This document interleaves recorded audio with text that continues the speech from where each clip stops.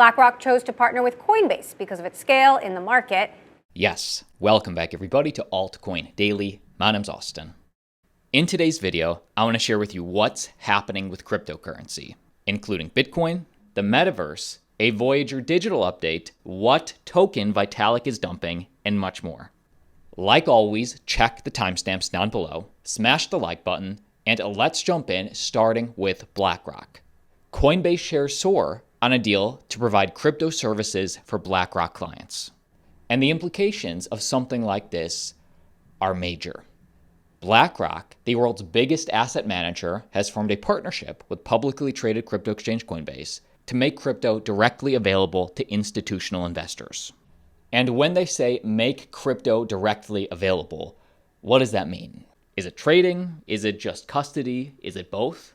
Well, mutual customers of Coinbase and BlackRock's investment management platform Aladdin will have access to crypto trading, custody, prime brokerage, and reporting capabilities.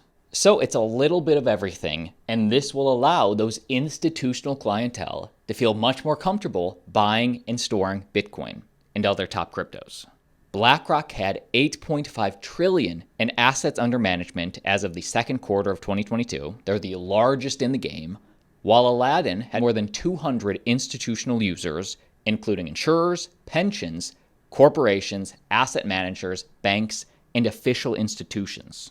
And this Aladdin connection is really interesting to me because of the exposure it provides to not just institutional investors, but to everybody else. Listen to this about 30-second clip from Bloomberg explaining why.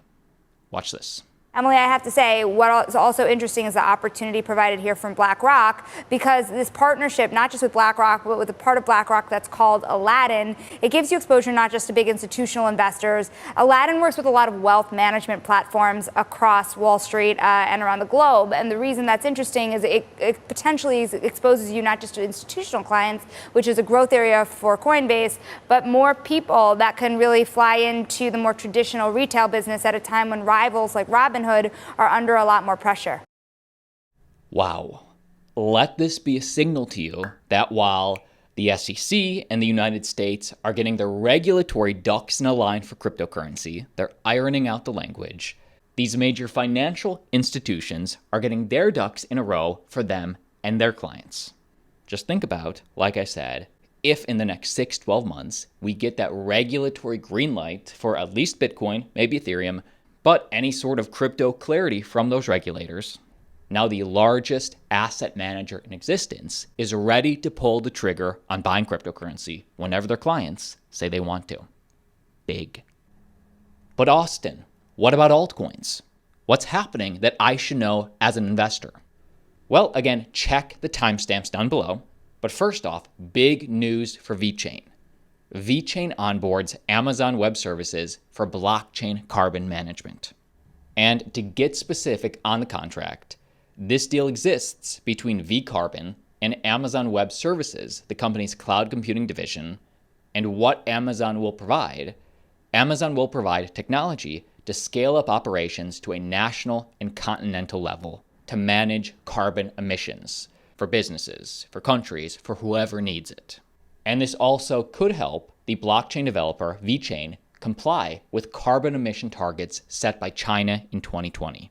So just as a reminder of the use case and all this, I think why Vechain needed this cloud storage, because obviously I think they want to be ready for many, many users on their platform.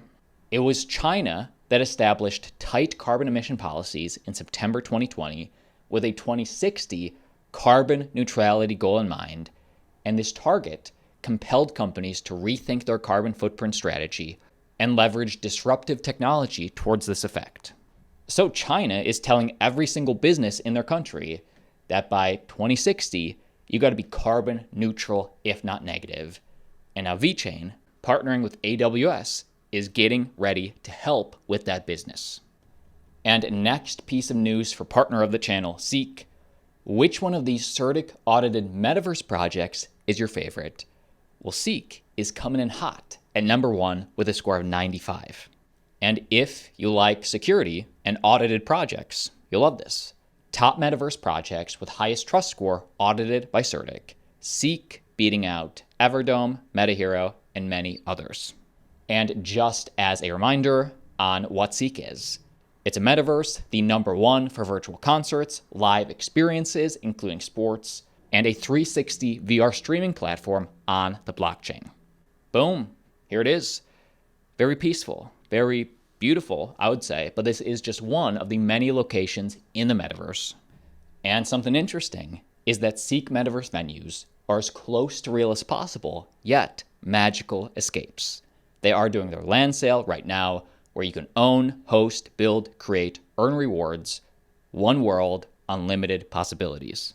And for more information, make sure you check out our interview with founder, CEO, engineer, and entrepreneur, Mary Spio. Great conversation on what makes Ceek different.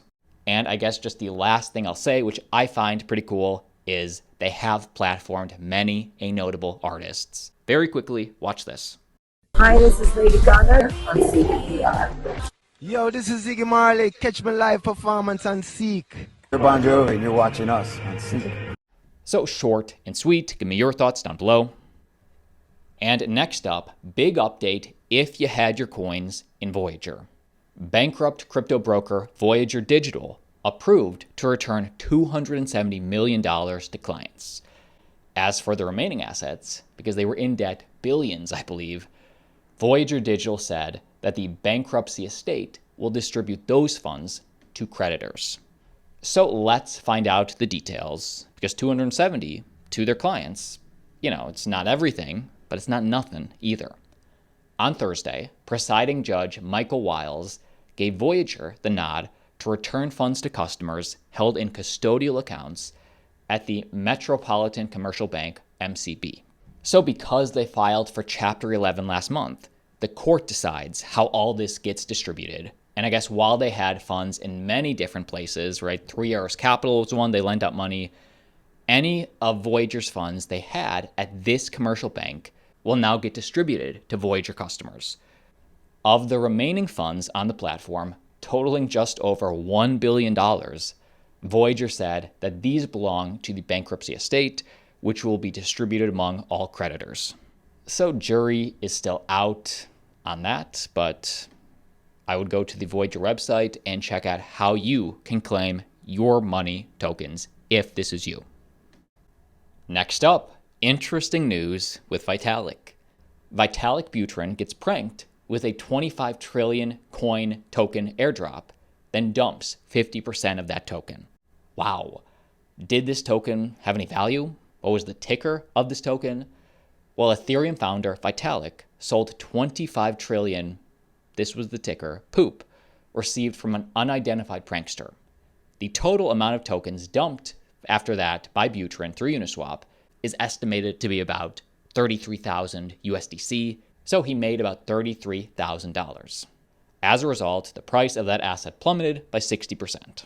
And what's interesting, according to an analytics platform that tracks this, the tokens were transferred to the address Vitalik.eth, his address, 2 months ago.